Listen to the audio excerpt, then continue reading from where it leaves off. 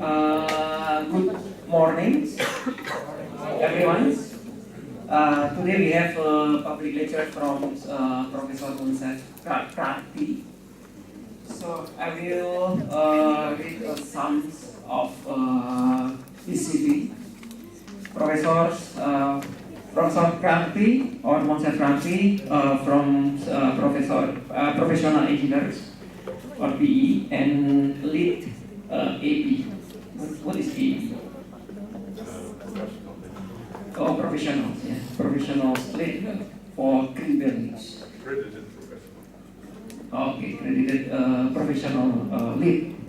And he has already professor in Colorado, Boulder, Colorado University, and doctors of philosophy, schools of engineering in University of Colorado, and has honors and distinctions as about achievements award for CEAE department. So you can explain about that letters.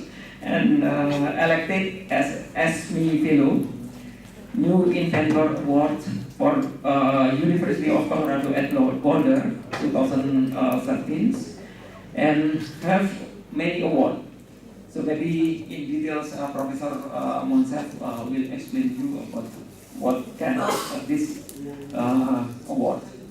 And professional affiliations: American Society for Mechanical Engineers, SME, fellow members, and American Society for Heating, Refrigerating, and Air Conditioning, ASRE, for voting members, and International Solar Energy Society, ISES, and members. And Professor Moncef have interest about the evaluations of building energy efficiency technology, and have optimal designs and retrofit of buildings and controls of HVAC and lighting system, and multi-benefit analysis of large-scale energy efficiency programs, and assessments of renewable energy system. So today, Professor Moncef has lectured us about the efficiency,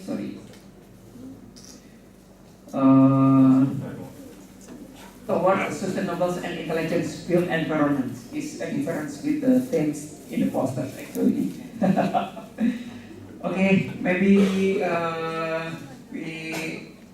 I don't want to talk much, and Professor Moncef will explain more details about this lecture. Thank you. Thank you for the introductions, and I guess we have some delay because of the technology. I guess we are in the University of Technology. So anyway, I'm happy to be here after a long tour through Indonesia as part of the USID project between University of Colorado and 7 universities here related to sustainability in general. My area, as was mentioned in introductions, is the built environment, the building in general, that including individual buildings for cities, for community in general. I understand that the audience here is mostly architect and some engineer in different disciplines. I'm actually a professor in architectural engineering and program, so it's actually combined architect and engineering. It sounds like you don't have similar, at least a program here. The reason why in the US and some other countries there is architecture engineer because buildings are complex. Require knowledge about both architecture as well as engineering. So today I'll talk a little bit about some potential, at least what I see in the future, what is the meaning of sustainable or intelligent building. And through case study, you will see that there is a lot of potentials in at least to apply some of this tools as well as idea to Indonesia. So whenever I visit, I try to be critical in terms of the design as an architect, in terms of how the form, how the actually passive cooling is not emphasized, especially in this climate. So we'll talk a little about some technology. Sometimes the best technology is the simplest. Depends on the climate. So my outline, I'll talk a little bit about, obviously, I did a similar talk in several universities here as well as in other countries. Today I'll focus more on the general aspect of intelligent building, especially sustainable building.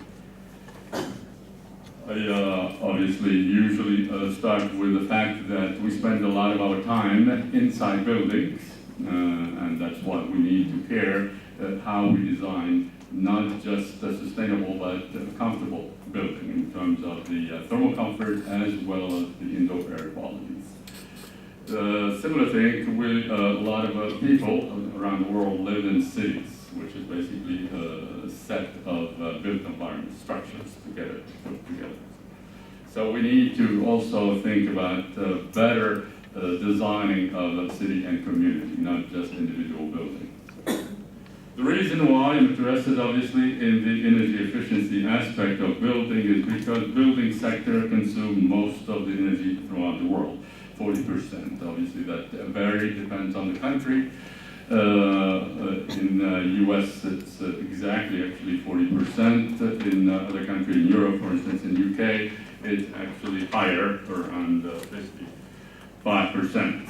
Obviously, it does vary. In Indonesia, I think it's around 35% at this level, at least these last few years where the data is available. The point is that building consumes a lot of energy.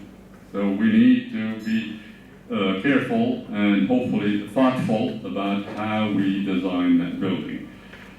The energy consumption for the building is projected to be even higher in the futures because of the increase in populations as well as the higher standard of living in many countries. So the consumption will increase. That's for sure. This is the predictions of the energy consumption, at least in the building throughout the world, by the fuel type. As you can see, most of the fuels are related to carbon generating fuel. So we have the issue of carbon emission that we have to deal with as part of designing sustainable building. So the future trend typically now in designing buildings emphasize the three focus areas. Obviously sustainability, even though that definition depends on who you talk to. But sustainability, at least for the architect around the world, has to abide to a certain reduction of use of resources. So I'm sure you heard about labeling of sustainable building using LEED label systems in the US and in many countries. In the UK, they use green.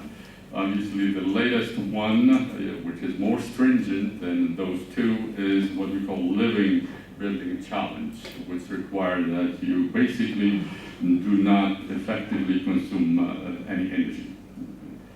So the sustainability talk about just the long-term performance of building, not the operation, not just how you design it, but how to use it. That's the point that hopefully we'll emphasize throughout these presentations, that when you design buildings, don't think about just the initial cost. Think about how it's going to be operated over the next 20, 50 years.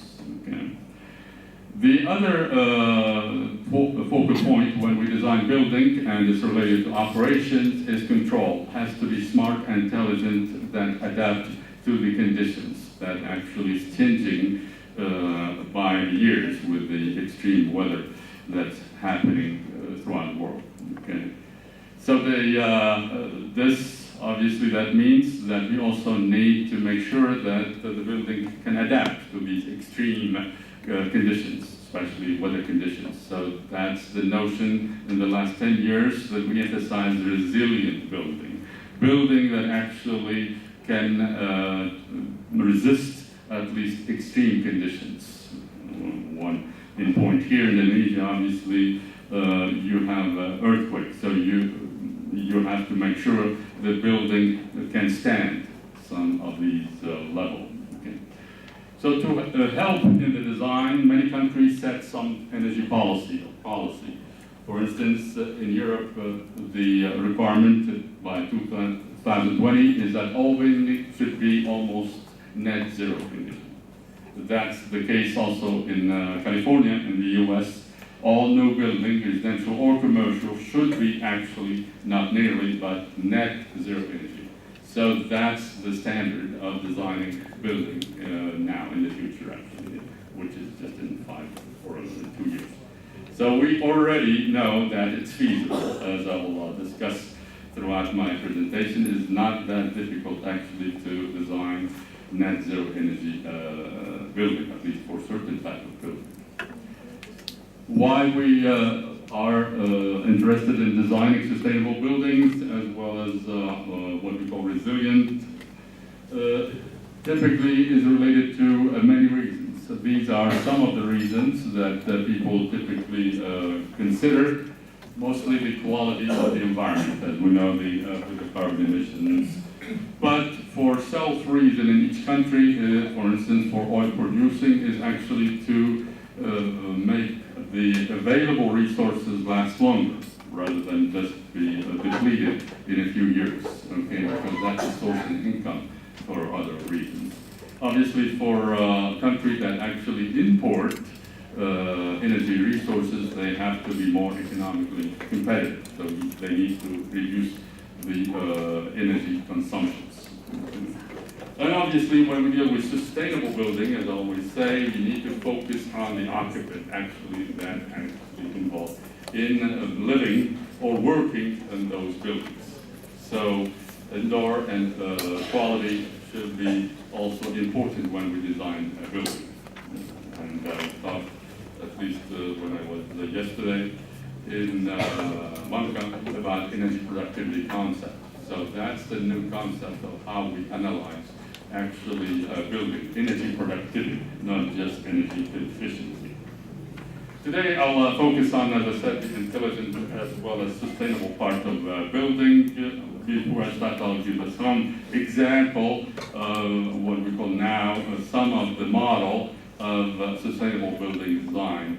This is actually the building in Boulder, I guess it's called the Edge in Amsterdam, where now the building occupants don't have a specific desk to sit in, but depends on what they need, and that's another reason, because now the flexibility of work time, you don't have to be in a desk to work, you can be anywhere in the world actually, and be connected.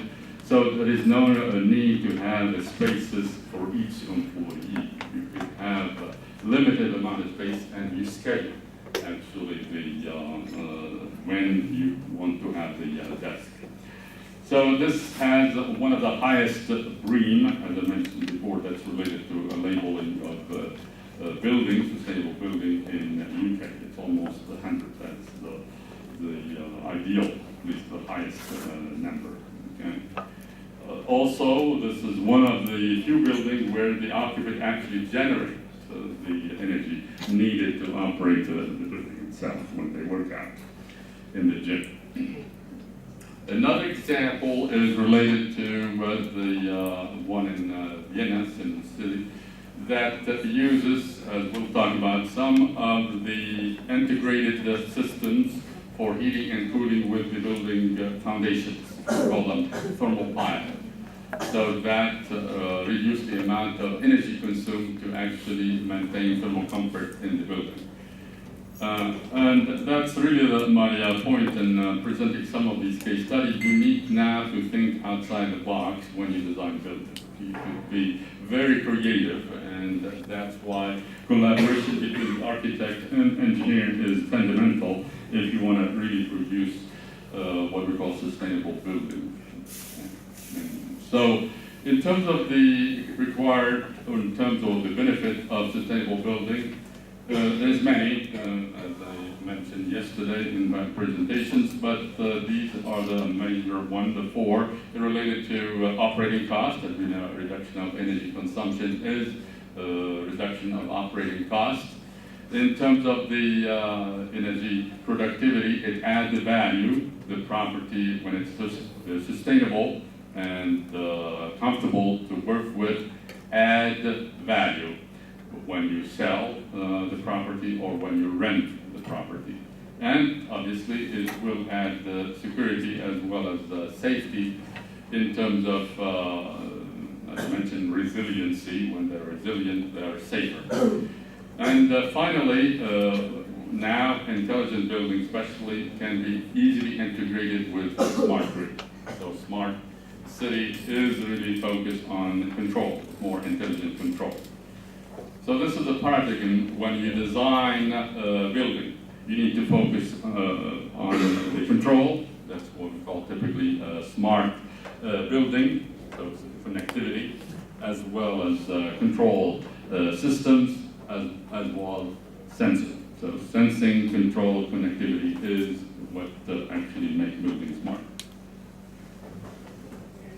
Since this is a large audience, I won't go into too much detail in technology, but I'll focus on the design aspect of building in general.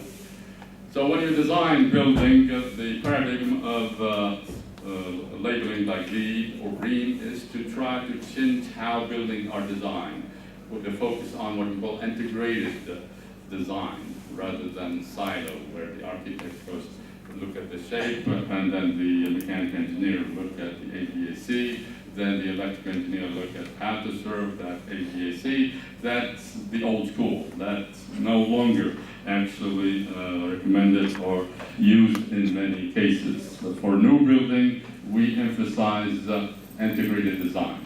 So everybody from the start sit together and exchange ideas about how they need to design the buildings, including all the stakeholders, the occupant, including the owner, and obviously all the design team. So the experience shows that if you start from scratch, from the beginning, that's the opportunity where you can actually have more sustainability. So that's why when we look at the different design, we start with the schematic design. That's where most of the potential opportunity, for instance, in our case, the energy saving could happen. If you go further, try to improve the energy performance of the building, at the last stage of the design, you don't have much opportunity because everything is already decided, including the form of the building, as well as the windows, etc. So that's why you have to start from the scratch. So when you design a sustainable building, there is a few rule of thumb that typically we use. Obviously, the easiest one is what I shared for that little houses. When you want net zero energy, focus first on energy efficiency technology or design first, then on renewable integrations, not the other way around. Don't think just putting PV on the roof of a building will help the sustainability of the building. That's not true. That's not the case. Okay? So that's why you need coordinated between various disciplines when you're designing building. Okay?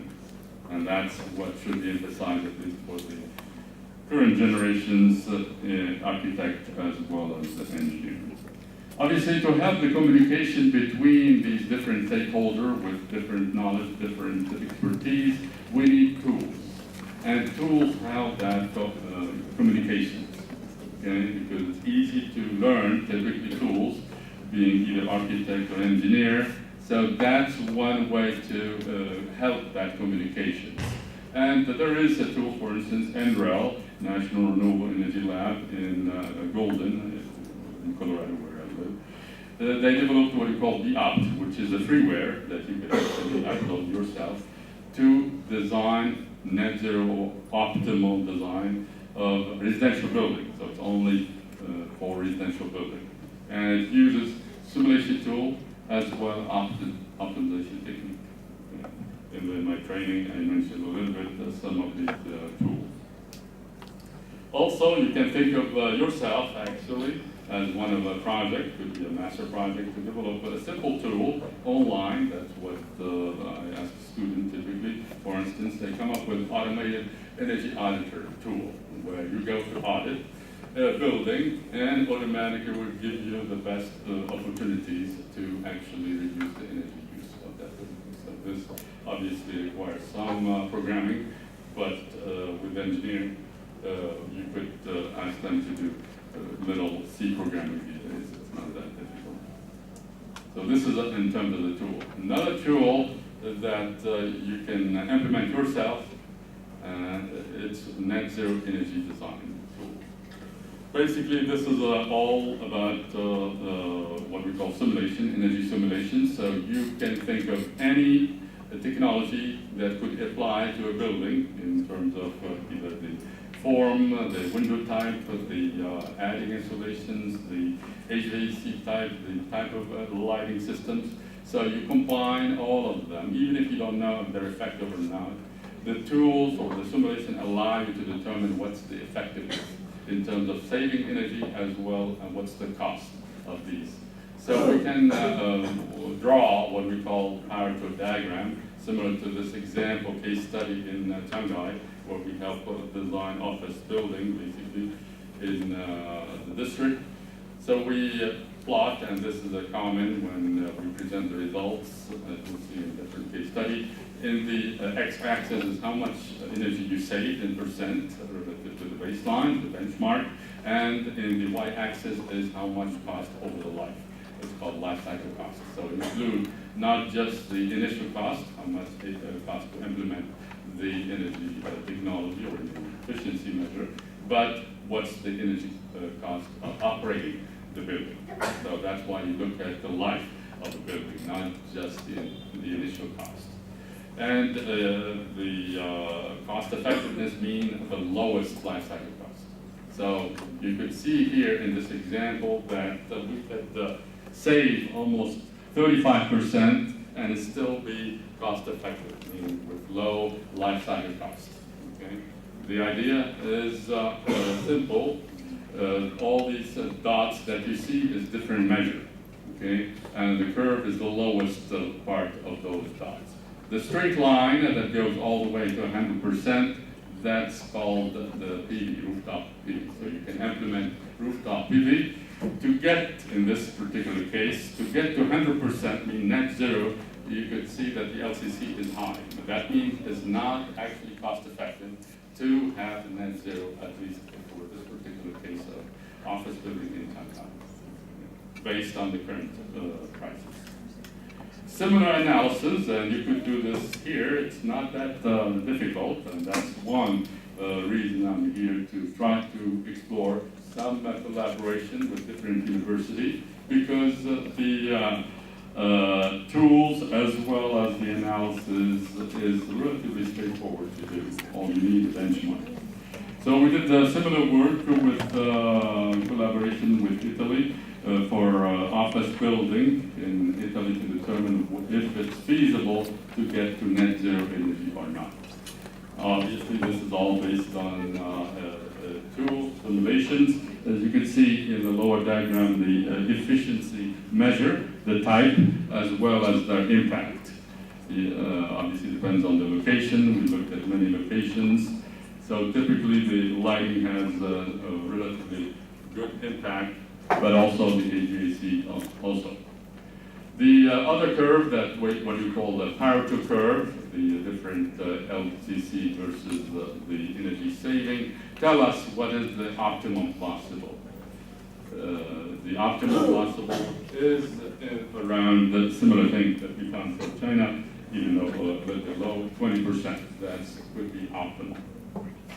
Getting net zero energy, like what we expect, is still not cost effective. Similar work can be done, as I said, anywhere in the world. This is an example we did it in France, where that's something that you may consider here for Indonesia in the near term, is to try to have a climatic zone for the country. So every zone, or climatic zone, has a different climate characteristics. That could lead to different practice in designing buildings. Okay? So you cannot just design the same building everywhere.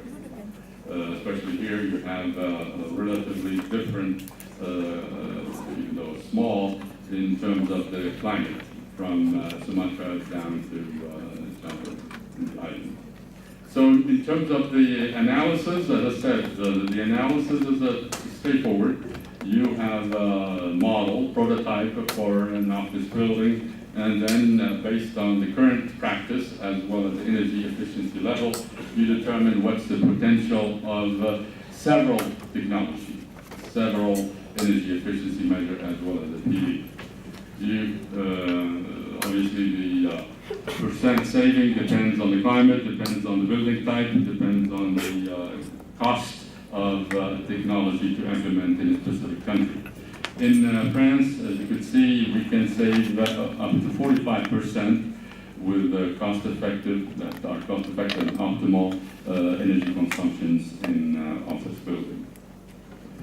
We did that in Africa and Nigeria for residential buildings, which actually show that, like in this climate, that you don't need to insulate walls for at least a residential building.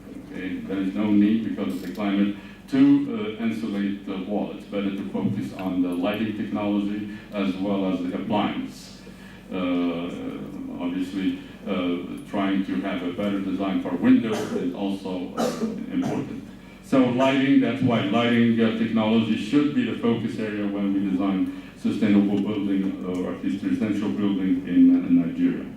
But even with that, we can save from the current practice around 40% optimally in different climate zones in Nigeria. Mexico, which is similar, a USID project, we trained different faculty as well as students on how to use VOPT. So this is a VOPT-based analysis that you can adapt to, as I said, many countries, including Indonesia, all into the weather file for that particular climate that you want to consider. So you can consider both non-air conditioning, which is the traditional design, which actually works well here, as well air conditioning building, and see which is the best design or energy efficiency method that works. In Mexico, we found at least 35% is possible to reduce the energy consumption relative to the current practice. So let's think about what type of design or what type of technology example that we can consider for a building. So as I said, you need to think about outside the box. It's not very high tech. It's not very difficult actually to implement. Okay, so that's why you have to have interdisciplinary. Many people try to think and provide ideas. And those ideas only come from people that are familiar with the climate, with the culture, rather than from outside. It's not a good idea to bring design or technology just directly from outside and try to implement it. Okay. So example, this is a collaboration with China, Guangzhou University, where we try to look at the impact of actually vegetations around high-rise apartment buildings. What the impact of putting basically more vegetations, garden, around the building. And we found actually if you increase from the current law or regulation, only 35% of the land around the apartment should be green, to 55%, you could save air conditioning by 20%. Just by doing these vegetation around the building. You don't even need to do anything to the building shell form or even the technology inside. So this is an example. You can use tools to do the analysis, including CFD tools. So this is an example of why the reductions of the air conditioning happen. It's related to the microclimate. Basically, when you have water, especially in dry climate, it will lower the temperature, the effective temperature that actually seen by the building. So there is less energy consumptions, local impact of a microclimate. You can see the temperature effectively can be reduced by a few degrees if you increase the vegetation rate.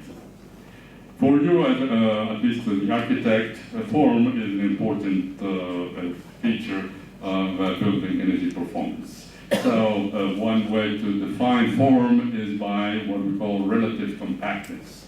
How compact the building is, meaning what is the surface area exposed to the outside relative to the total volume of the building. That's typically called the relative compactness. So obviously sphere is the ideal compact body, but for building typically we use a cube in terms of practice as the reference. So you can see that if you have a very thin, obviously building, that's relative compactness is very low compared to a cube, which is close to 1. So the impact of the form is very significant, especially in severe climate, like in Kuwait. So this is an example of a residential building. What's the impact of the relative compactness, meaning the shape, on the energy consumptions relative to the reference. So you could save quite a bit, almost half, by changing the relative compactness from typically 0.15 to close to 1. So the importance of this analysis is that you need to think about the form, how compact the building is. So you could do similar analysis here and see what should be the best form. I would expect it's different results from Kuwait because you have relatively mild and you could use natural ventilations to actually cool buildings. So having cross flow is an important actually design feature in the building in Indonesia generally. Which leads us to integrated heating and cooling. So when you think about how to cool buildings or how to air conditioning buildings in this climate or in heating in a colder climate, you have to think actually of using the structure of the building itself to provide the needed comfort level, rather than have outside mechanical systems like this guy here, aesthetically not very good to see. It's better to integrate these systems within the structure, within the wall, within the foundation, within actually the floor. So these are examples. Obviously, earth tube uses the earth.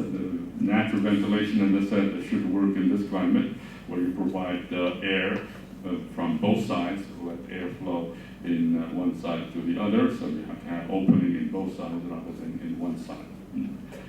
The example of integrated system in more detail, as I mentioned, for the one example of the sustainable building I showed in Vienna, it has what we call thermal pile. Thermal pile is basically heat exchanger inserted into the foundation itself.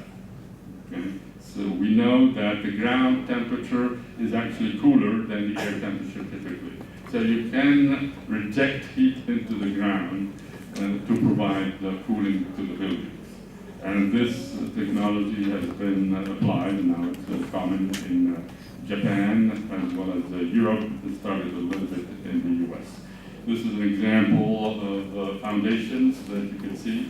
Heat exchanger inside a big foundation. It's a project that actually in Abu Dhabi, in United Arab Emirates, that we helped with the design.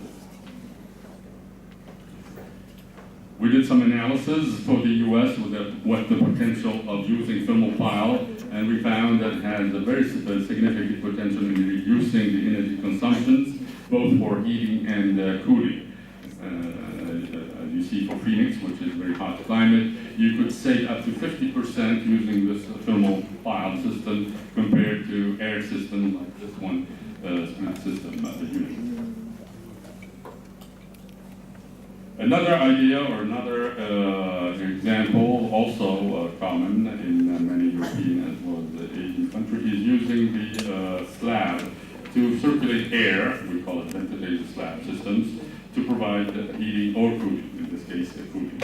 So it's integrated, it's basically ducts that are holes, the core within the floor itself or the ceiling to provide air, conditioned air to the building. So these systems has the advantage of being obviously integrated, so you don't have to have some terminal unit, like this unit here, and it's also very efficient in terms of cooling. We show that it can save up to 30% of energy, as well as similar in peak demand relative to the air system, the conventional split systems.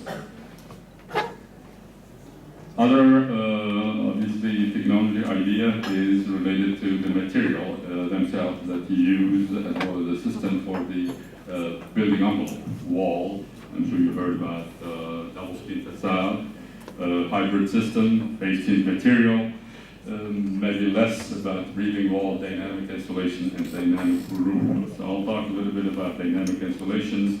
So that dynamic insulation, which may work especially for roofs in this climate, it's the insulation material that actually depends on the temperature difference between inside and outside. So in certain, like in this climate, for instance, it's a cooler a little bit outside than during the day. So the temperature during the night here, typically in Indonesia, is cooler than during the day. It could be around 22 or 24, which is close to the comfort. So you can actually let heat from inside escape. Versus during the day, where it could be around 30 degrees, where you don't want heat from the outside to come to the inside. So you need to insulate. Okay? So it depends on the time of the day as well as of the season. That's called dynamic insulation systems of materials that actually change property depends on the conditions. So there's a lot of research, obviously, to make this cheaper, these type of technology, but we started looking at the potential, at least for the US in terms of residential building. And we saw that just using these type of dynamic insulations without any other technology, you could save up to 30, sometimes 30% of energy consumption for heating and cooling in many climates. And this is a map, contour map that show what the potential savings throughout the US. Okay? So you could do similar analysis, at least for energy. So this is related to just the integrated heating and cooling. Obviously, as I said, in many climates, you may not need even any mechanical system to maintain comfort. So your focus should be on the other systems, like the lighting systems. Lighting, if you want air conditioning, is the main typically energy consumptions of some buildings, especially commercial buildings. So using daylighting or intelligent control, typically daylighting, with sensor as well as actuator, basically CPU, to control how artificial light actually is providing luxes, the actual luminance level, you could save a lot of energy. In fact, in this case, you could have more daylighting, more window. That's one advantage of the passive design, is you could increase your daylighting aperture. Obviously, there's many lighting control available. So common in commercial building, occupancy sensors, especially in conference room or room that are intermittent in terms of occupancy. But daylighting is what I want to focus on, at least before I finish, is because this is now required for sustainable building. If you want to design sustainable building, especially commercial building, you have to have what we call daylighting control. So daylighting control means the sensor controls, obviously, controller, and the lighting fixture itself. So the sensor for occupancy, usually we have two types, either infrared or ultrasound. Obviously, ultrasound is better. It's more expensive because it operates even if there is partition in the room itself. That's not the case for infrared sensor. For daylighting, the photosensor typically are required, but you also have to have a control. This control allows to change how much lux you want to provide. So typically we have what we call dimming control, so that changes proportionally relative to the amount of electricity you provide to the lighting fixture. Or stepped. So these stepped basically provides either 2 or 3 steps, depends on the actual lighting needs and the natural light available. Which lead us to the property of the glazing themselves. So when you design a glazing, you need to be aware that the glazing has a lot of impact on the energy performance and comfort within the building. These are some of the properties that we focus on when we deal with designing glazing or window for buildings. Obviously the transmission U value, also the for solar heating coefficient, how much solar radiation gets through, how much light, natural light that's visible transmittance, and obviously for air infiltration or leakage, you need to consider what is the air leakage characteristics. So that means you have to have a testing facility to test all these properties for just the glazing and window themselves. So when you know the characteristic of the window, then you can look at the design. Where actually I put the sensor. So for architect, typically they do either rule of thumb, but now with the simulation tool, we can actually do modeling directly with these rule of thumbs.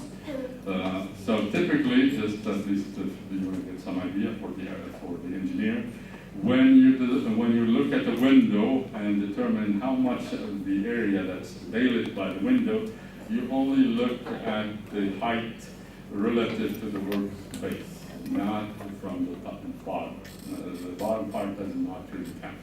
It's not useful, at least for daylight. So that's why you typically consider only 2.5 times the height, not the effective height, not the actual height of the windows. As I said, in the old school, some architects still do that. They actually have a mock-up model of the building and try to determine, measure what is the light level at different locations of that small, is the model of the building. So nowadays, we have simulation tools that can help you do this. You don't need actually these models to determine the best. For these simulation model as well you could come up with a rule of thumb. So this is a simple relationship that tells you what's the impact of what we call data in aperture, which takes into account both the size of the window as well as the visible transmittance of the window on the electricity saving due to light. So in this case, for the analysis we did for Phoenix, for commercial building, for an office building, we showed that you could save up to 70% of the electricity consumption due to lighting just using daylight aperture. Okay. Obviously, you need a higher daylight aperture to show. Related to the control, there's many applications of lighting control. For instance, one shortcut in terms of reducing the cost of having sensors in every room is to have a global sensor outside that actually can transmit information to every room and decide how the lighting should be operated in each room to take into account the daylighting, the natural light available. So that's, we tested that at least a part of the student work. The same work decided, or at least help us in the interior design as well as in the circuiting. So when you circuit electric circuit of the lighting fixture, it's important in terms of energy performance. So, for instance, if you circuit all the light together, that's not the best, at least, options. It's better to circuit different zones separately so you can control it separately. So these are an example of zoning when you circuit lighting. In a similar vein, we also use the same idea to interior design, where to put the desk relative to the lighting fixtures to actually reduce energy consumptions for lighting. So this leads us to that we need a more operational, more intelligent operation of the building so we can actually then connect it to smart the grid, which is actually what's happening in the future. So that's another topic. I won't dwell on it today. What I want to conclude is that there's a lot of opportunity out there. for both architect and engineer to work together, collaborate to improve the design of a building. Collaboration is the name of the game when we deal with design buildings. Because buildings are complex structures, they're not simple. We cannot just divide it into silo, say this is the role of architect, this is the role of mechanical or electrical or the structural. It's one system that has to be integrated together. And as I showed the vision of the building in the future, there's a lot of technology and material that can be included, including integration with the PV and the grid itself. So in a simple term, what the future, we need to design building not as energy consumer structure, but as actually energy generator structure. It's a structure that actually generates electricity. It's a positive. We are beyond net zero. We could actually design positive, net positive energy buildings. With this, I'll end with some references if you're interested in this field. There's a lot of books that I published related to this field, including the latest one this year related to the optimal design and retrofit of buildings, community, and cities. And with this, I will end, and hopefully we'll have some good discussions. Thank you.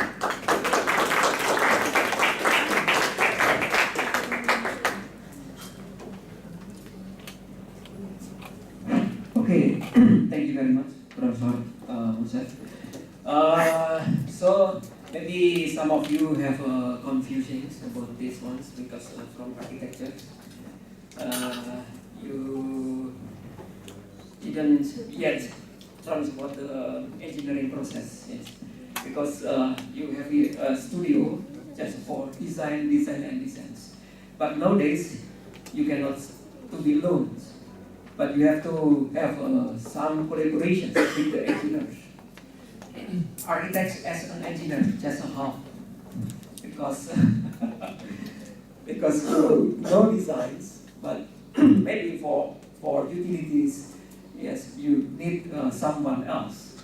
So if you want to contribute for the works, for the saving energy, for the net zero energy, for the that Professor Moncef said in the end of the presentations is about how that the building can generate the energy. That's very important for us today.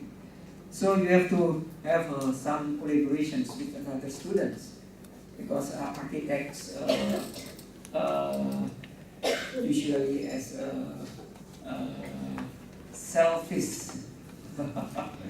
But you have to have some friends from another faculties. So there is from physics, building physics student, right? So you can have some collaborations after these lectures. And this is the sessions of questions. So if there is questions about what may be confusing for you. So I will give you for the 2 questions right now. Have a questions? Maybe? 1 and another and 2. Okay. So please tell your name, yes, and hello, good morning. My name is Hanif. I'm from Telkom University, from the Engineering Physics Department. What I'm asking is, do you have any alternatives to photovoltaics for the living building challenge? Because having a net zero energy house is very hard, and photovoltaics in Indonesia is still very expensive, especially if you want to integrate it into residential buildings. It can almost cost as much as the house to put photovoltaics enough to have net zero energy. And building owners doesn't usually want to have that much photovoltaics for a building, and a building is consumes much bigger energy. So my question is, do you have any alternatives, easy alternatives or cheaper alternatives? Thank you.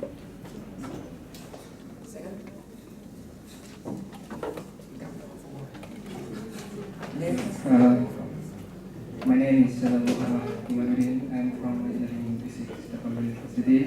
I think my question is still after my friend.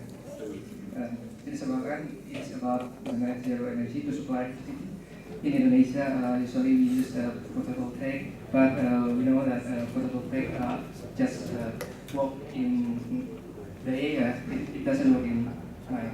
So we need to store it, but there are many variety how to store it, like battery or using fuel cell or salt technique, water filter technique, and they have their advantage. So my question is, which one is the best for the storage technique for building, small building in Indonesia? Typically, a small building in Indonesia, they use 1,300 watts, if I'm not wrong. Could you give us a suggestion or comment the best storage technique?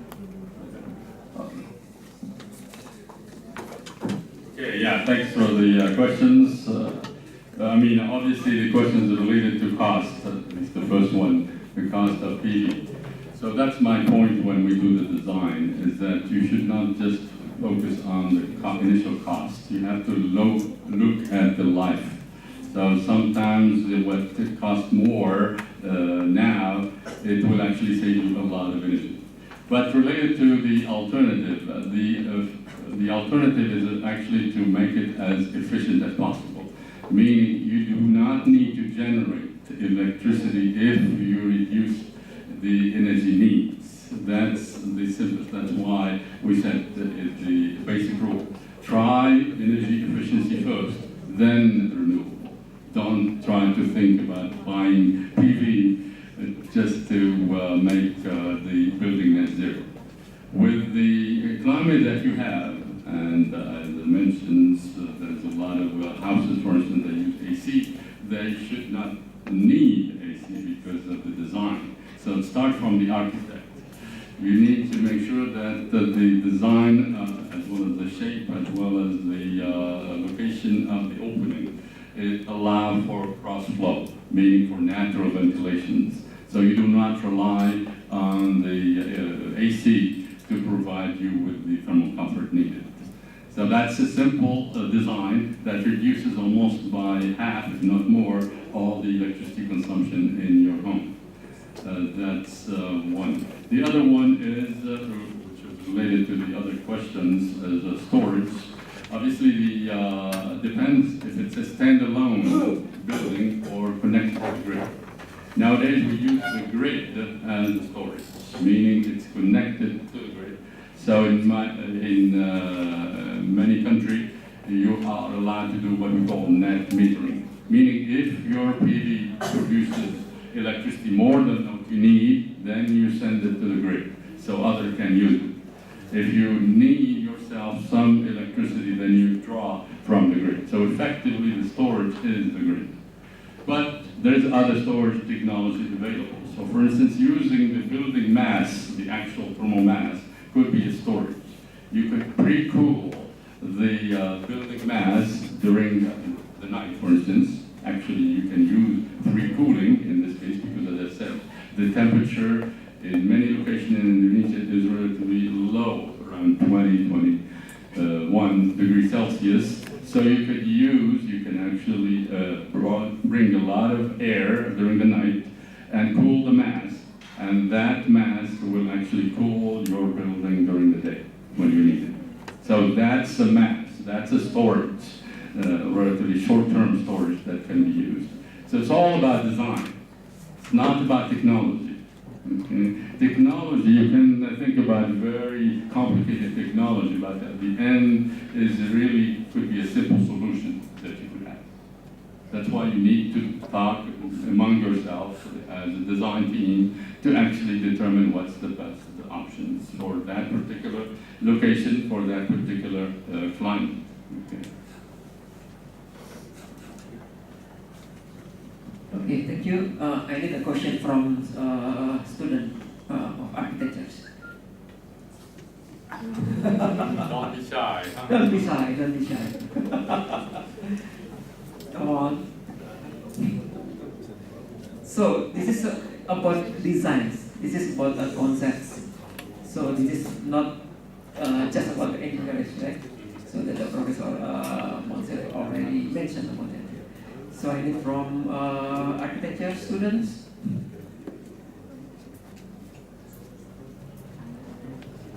This is about design. Don't be shy. Kalau mau bahasa Indonesia nggak apa-apa, nanti bisa diterjemahkan sama teman-teman. Oke, silakan. Maju juga nggak apa-apa. Maju ya. Teriak aja. Bisa. Good morning, sir. I want to ask a question. As you can see, Indonesia is a third world country, and not all the citizens here are very aware about the importance of sustainable development. So I want to ask you, what approach do you think is the best for us architects wannabes or educated part of the society to make another citizens realize that sustainable development is something important? Because as you can see, here in Indonesia, not even all the people build buildings using architects' services because the shortage of the budgets. So my question is, what do you think is the best approach to make people aware of the importance of sustainability? Yeah, very good questions. That's what I thought. Want to collaborate here. Yeah, it's a very good questions, and that's what I noticed. And this is not the case of just Indonesia, but in many countries, based on my experience. Obviously, people are not aware, or they don't sometimes have incentive, let's say, to think about the sustainability or energy efficiency in their home or in other buildings. There's many reasons for that. I guess for Indonesia, I can think of maybe one why people are not aware or that there is no incentive. Subsidies, because the energy is subsidized here. So that's related to the policy. But what to do, it's very simple. That's why I'm here at the university, because things start at the university level. So as a student, you need to learn how to design sustainable buildings. Obviously, it's not just you or only you, it's the professors and the lecturer. They need to make more available knowledge in this area. So for instance, my thank you slides show some design of our students. In the US, now it's actually international. I'm not sure if Indonesia participated in this worldwide competitions, what we call basic solar decathlon, where the students are expected to design basically net zero, standalone, small residential building. It's called solar decathlons every 4 years or so in the US, in Washington, D.C. It used to be open to internationally. I think now every country has its own, Europe versus Asia, etc. So we participated, at least we won the first two, since it's been more than 15 years now that this competition happened. And that helps at least the student to be aware, not just in terms of lecture knowledge, but hands-on, how you integrate systems in building to make it more sustainable, in this case actually standalone residential building. That's one aspect, education. The other is research. So by doing research and provide more knowledge to the public including you as students, then you will be aware what's the potential. And fortunately, or at least maybe that's the opportunity, there is a lack, or at least not very significant publications related to Indonesia. And I hope with this project we can collaborate to provide more, at least analysis and study, so people are aware of what's the potential. Okay, because right now there is not, I showed case study for different country, so at least we know what's the potential in Nigeria, in what's work, what doesn't, the same for Mexico, etc. So by doing this type of research, you can see what's the best design, for instance, for villa in Indonesia. It's a passive, you can integrate passive technology rather than just using AC systems. There's not much data related to just what's the performance, what's what I call the benchmark. So that's what the initial point is, the university, both in terms of education as well as the research. And then you can, through service, you can educate the general public. Okay? That's my suggestion, at least. That's true. Because Indonesia is very difficult to get the data. Actually, the weather data is very difficult for us to get. And we don't have any benchmark already. Maybe every cities in Indonesia have have different situations, different weather data, but we don't have any research about that.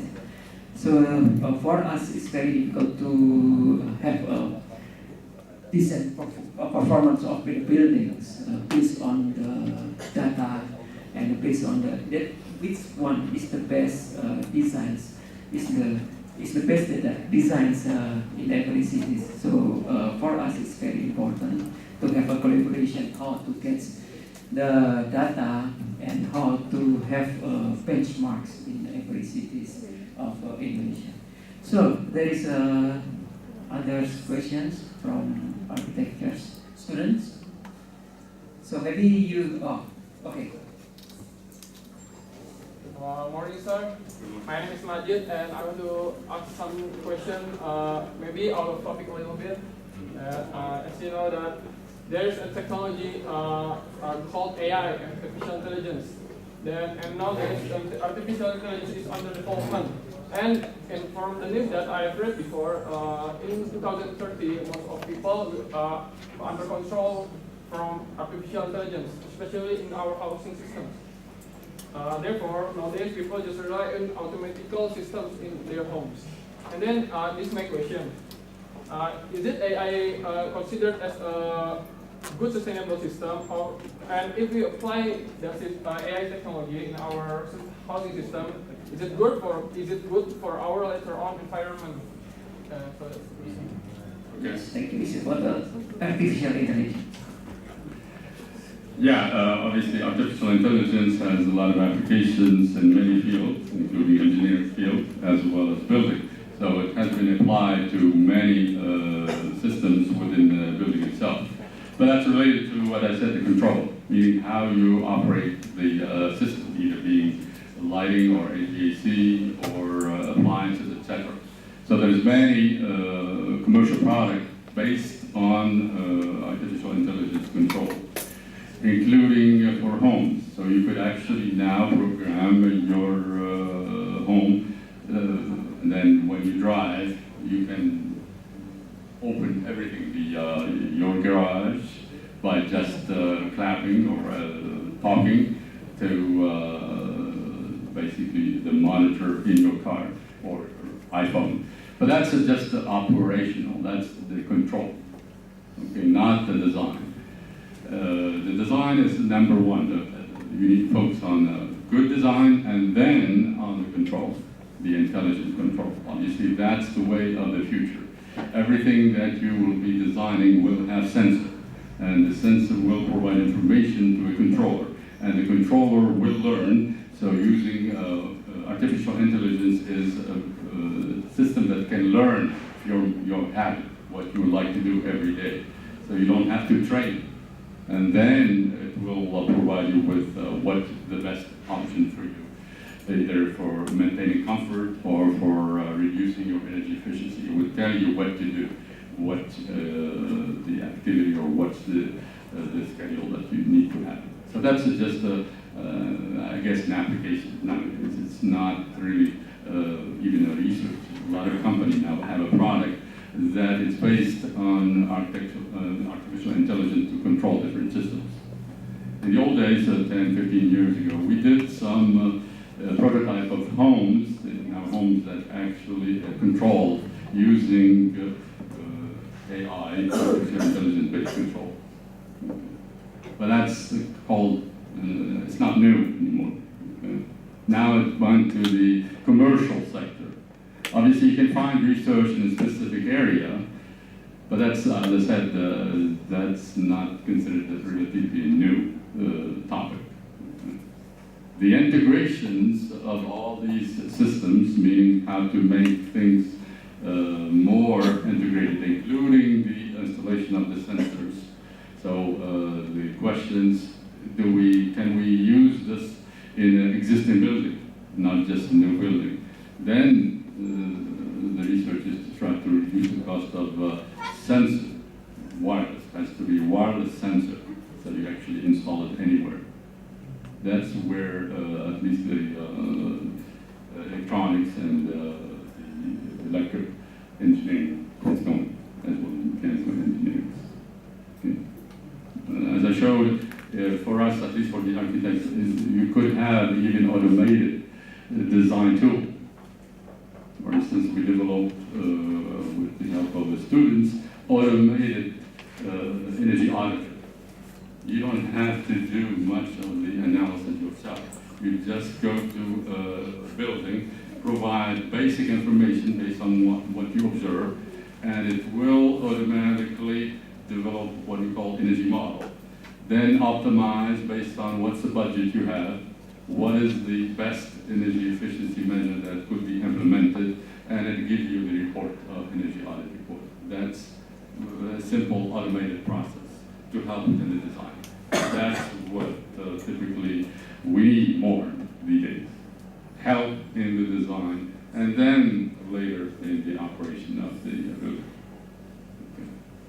But I think at this point, at least for you as an architect, as engineering physics, as an engineer, you need to think about the process of designing, and not just based on initial cost, but on the long term. That's the word sustainable means. It's not just right now, have a structure that's built, that's it, with the cheapest amount of money. It's really a structure that is functional over the long term, that is resilient, that provides comfort space in the long term. That's the objective, which is not simple, it's challenging, but that's what we need to face these days. Okay? It's a challenge over the long term, the future. Even in terms of the weather. These days, we don't really rely on just the history. When we deal with resilient design of building, for instance, we need to know what would be the weather in the future, 30 years, 50 years from now. That's really where we are at this point.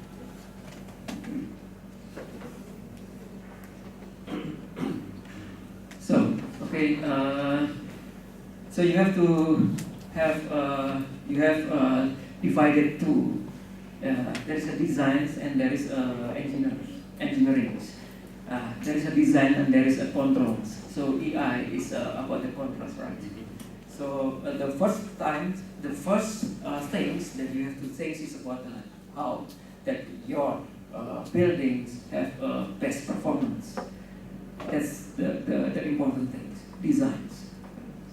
The first thing is designs, not the controls. Controls is just for after you design the best performance of the buildings or architecture. Okay. There's another question. So, okay.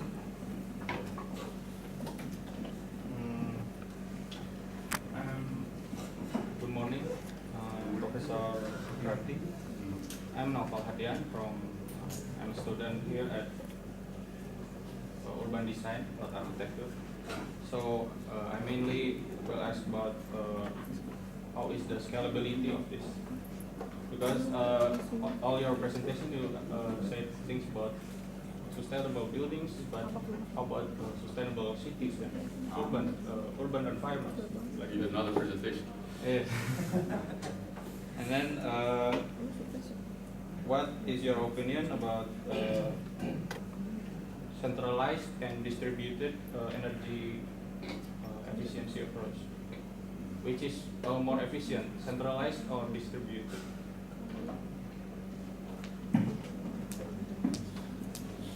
Good question related to city. As I mentioned, my group focus on building as well as cities and communities. Obviously, I didn't want to expand too much the presentations related to city, but whatever I said related to building, individual building, applied to the entire city and even countries, if you want to get into that level. But in terms of the city, what is the type of analysis or technology that actually improves the sustainability of city? All you could look into is also a label, sustainable city, a label available for in LEED. So you look at not just all the resources, the water, energy, transportations, not just what I focus on, at least in the presentations, on the energy of a single building, typically in my presentations. When you look at urban center or cities, you get into a more even complex system interactions. The water energy nexus, meaning there is a connection between actually consumption of energy and water.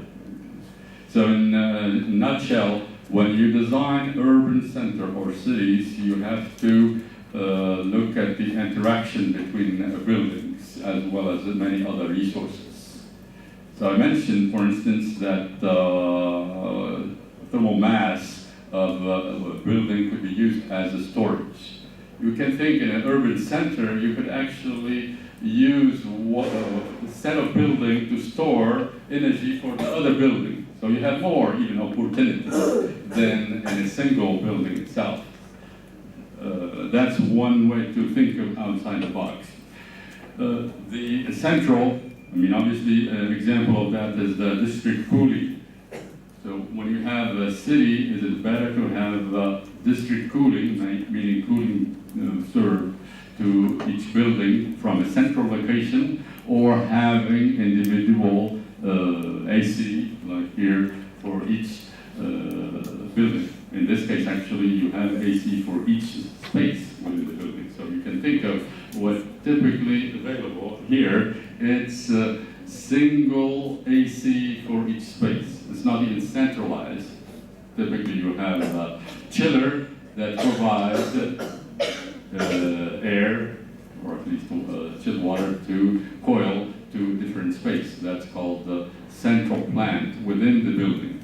But in terms of the city, yeah, you could use district cooling, and it's more energy efficient than central, or at least individual cooling system for each building, let alone for each space. The same thing here. So if you want to condition a space, building, it's better to focus on a central plant within the building than the individual AC split systems. That's for air conditioning. But if you look at the renewable generations, there is many conditions. Obviously, we cannot generate, for instance, enough electricity in a high-rise building using PV because there's not enough roof area. Okay? It's easier actually to design net zero home because you have a lot of roof area for the load, for a small load relatively for a house. So when we design sustainable cities, we think about a central location where we produce electricity or energy. So it's not within the building itself, it's outside.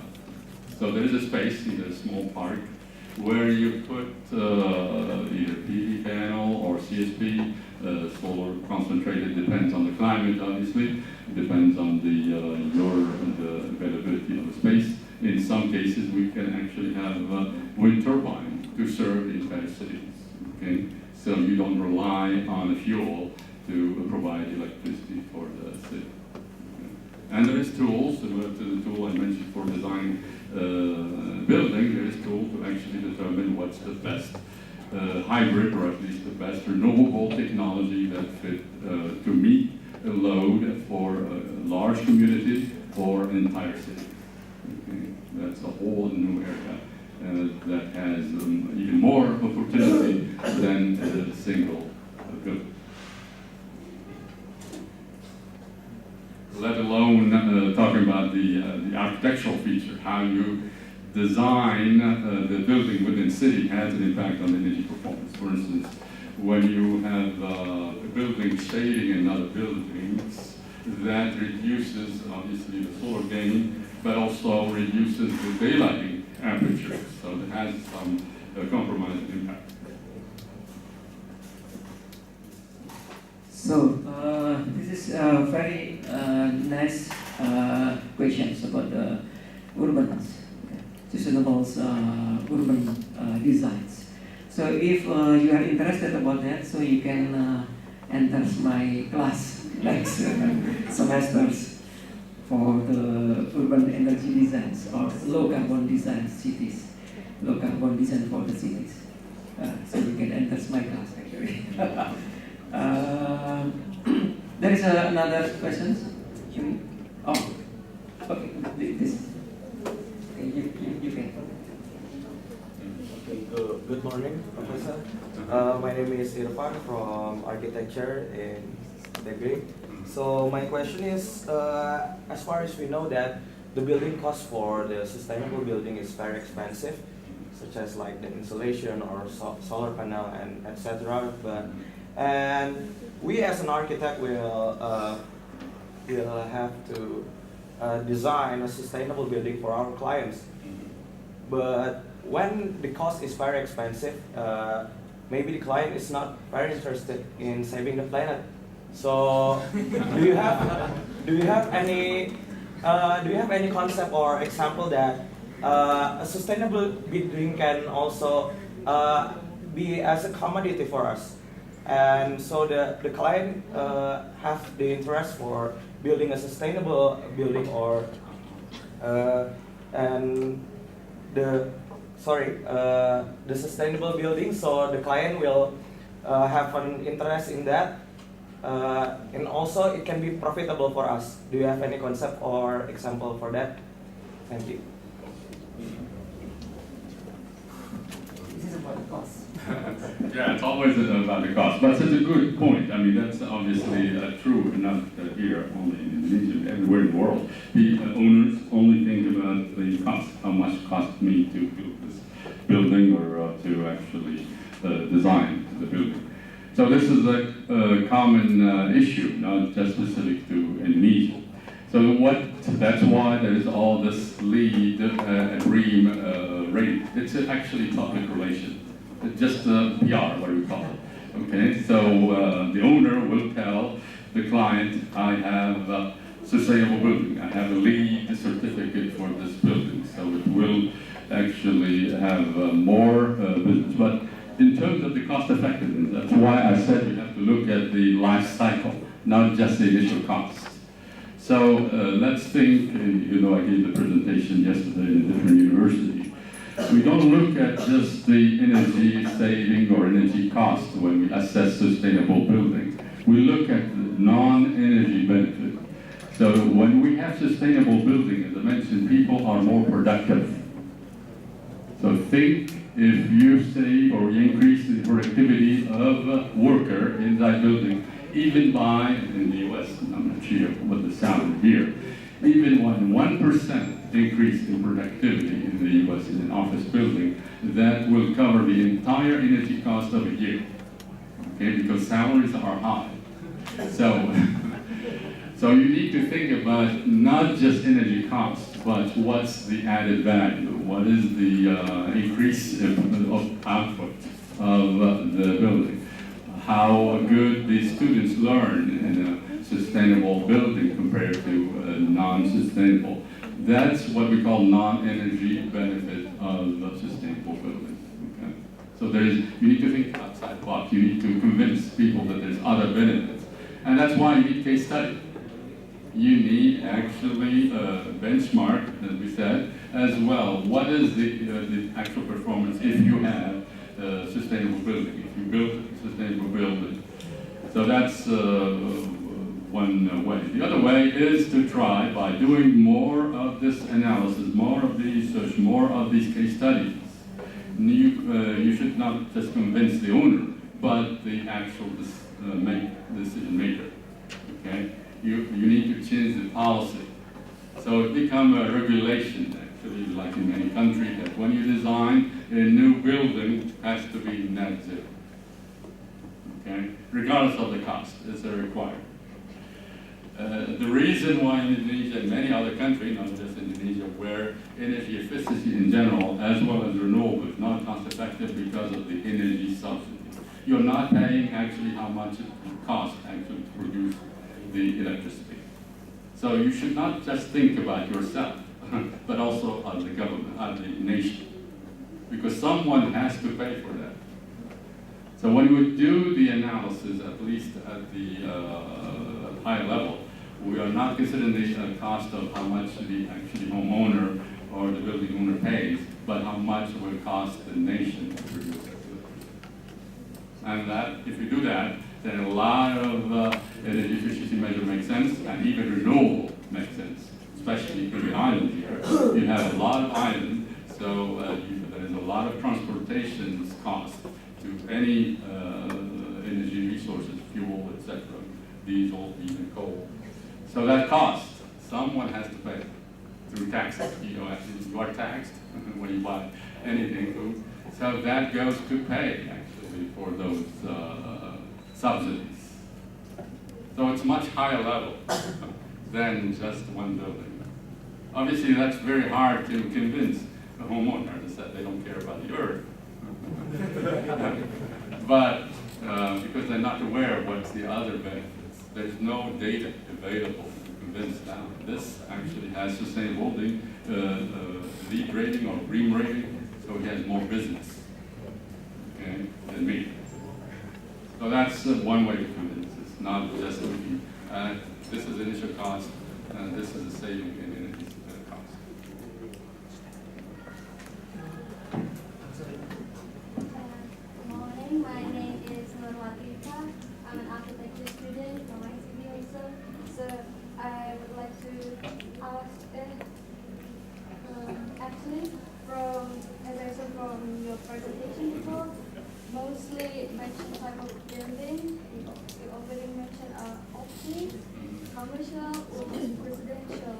And question is, what about the other type of building, like such as hospital, yeah, or airport, or other that you didn't mention before? Does it have any standards for optimizing the energy consumption? And is it also possible for those type of buildings to become nearly net zero energy building? Good question, yeah. As I said, in my presentation I wanted to be short, otherwise I'll spend the whole day talking. Yeah, whatever I said for residential or office building works for any type of building, and that's what's missing, at least in Indonesia. There is not much case study analysis. You could do it for any type of a building, schools, hospitals, hotels, because you have a lot of hotels. So you could have actually, you can design sustainable for at least net zero hotels these days, everywhere, including here. So I was mostly focusing on the process, meaning that you could do this for any building, not just a single building, even communities, as like a campus. The entire campus could be actually designed to be net carbon, not even net zero. That's another design criteria these days, is we think about carbon emissions, not on the energy. So it's even more stringent, because net zero energy is actually not that difficult to reach. But net carbon, meaning effectively not emit any carbon, that's more challenge. So that's what we hope as part of the collaboration, is that either as part of a class project or a part of you, students, with the help of the lecturer and faculty, you can determine what potential in terms of the best design in different building type for Indonesia, in different locations in Indonesia. So that's just a case study. What you need is a benchmark, meaning we need to know what is currently the practice in these different buildings, in schools and hospitals, which requires some, obviously, effort to go to different type of buildings, schools, and check what's the actual practice, both in terms of the design as well as the operation. So you start with what we call audit. You need to audit actually buildings, how they are designed, how they are operated. So you can learn from the current practice to try to improve it in the future. To improve it, you can do some analysis, simulation analysis, and see what type of technology could be applied. How much it costs now in Indonesia to implement, and what's the impact of those technology on the energy or the comfort performance of that building. That's how you start. Okay? I didn't talk about presentation. I mean, it has been done for many countries. Even LEED has different types. So when we talk about LEED rating, there's LEED for hospital, LEED for school, LEED for office building, etc. So it's there. I mean, the case or similar cases are available in other countries. I'm mostly focusing on here because I want to collaborate as well as see what's the potential that's available. But only start with university here, and that's part of the project. So hopefully in 5 years, you find some work, some analysis is done to determine what is the potential, at least improvement in the design of hospital, school, university, residential building, basically houses, as well as any common, obviously, building type.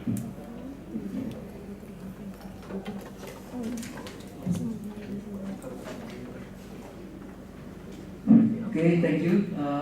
If there is still ever questions from the audience. So actually we still have 5 minutes left for the questions. If there is no questions, maybe still okay. One questions, okay.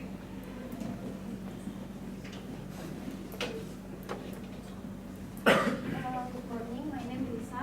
I'm from ITB, Urban Design. And this actually relates to my friend's question about the sustainability city. I want to ask you, how do we design a city become a zero carbon besides using vegetation? Because in fact, the problem of city more complex than we imagine. Thank you. So this is about the city and vegetation. Yeah, as I said, when we deal with city, obviously we have other sectors to worry about, not just the building per se. We have the transportations. Okay, so with the example of vegetation, just to tell you that the simple measure related not only to the building affect the energy consumptions. So if you want to design sustainable cities in general, you have to look at all the aspects. Meaning, for instance, where people live versus where they work. Okay. You want to reduce that time, like you have here, a lot of commute time, even between universities and where you live. So if you think about all these aspects, you can design the office building. Obviously, we're talking about the design, but in the retrofit will be similar thing. That's the goal, to try to minimize the transportation's needs or make the transportation available, common transportation available, so people don't drive to their work from home. Okay. So that's a simple example. It's not just related to the building energy consumptions that you need to think of in terms of urban design. What's the distance between a different building that should be evaluated As I mentioned, the impact of the shade of a building, a tall building on another, could be significant, both in terms of the cooling as well as daylighting. So there's many technology that could apply to the city district cooling one. But you still start with the basic unit, meaning the building itself. But the building now belongs to a community, to a city. It's not by itself. So similar to what I said, integrated design requires many stakeholders, the architect as well as the engineer to talk together. The same thing, when you think about designing a building inside a city, you have to see what's the impact of that building on the other. So it has to be integrated design. You need to think about all buildings together, not just as one building. Okay? That's why the urban designer, they have to think in the future, maybe this space is for office building, that space for apartment building, etc., rather than depends on how things will come along. So you need to think long term, even 50, 100 years in the future when you have that cities. So that's for retrofit for existing city, they think about that, the retrofit, meaning how they can redevelop the city centers to make it more sustainable. So that's what urban design is all about these days. It's not just looking at one building at a time. It's basically both in terms of spatial, meaning where the building will be, as well as temporal, the future time. So it's more than one dimension, many dimensions that you have to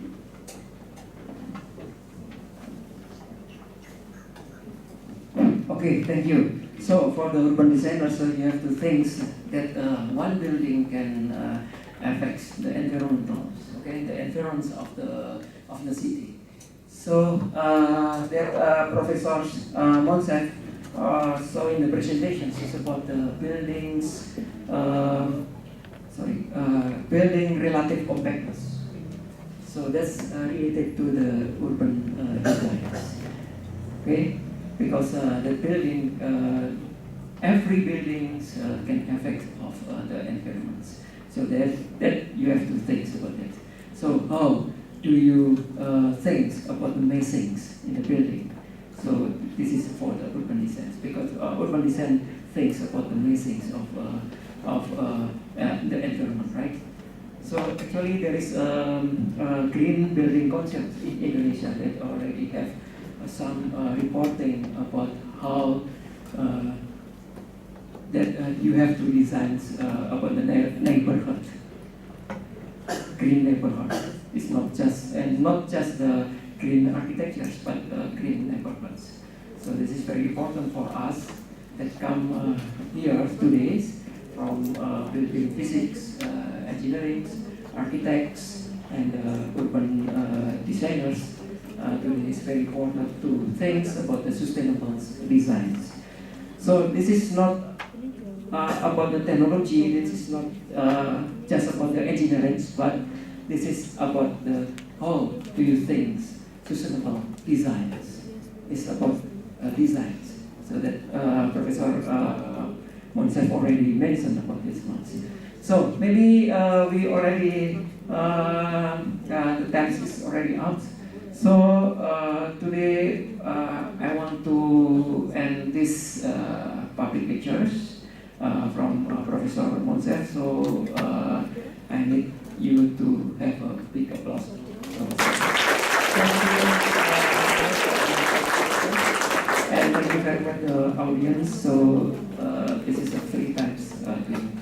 And for student of FISPAM, building physics, you have a task that in the month next Monday. So you have to have resumes about this public lecture, okay? And have to collect in Monday mornings until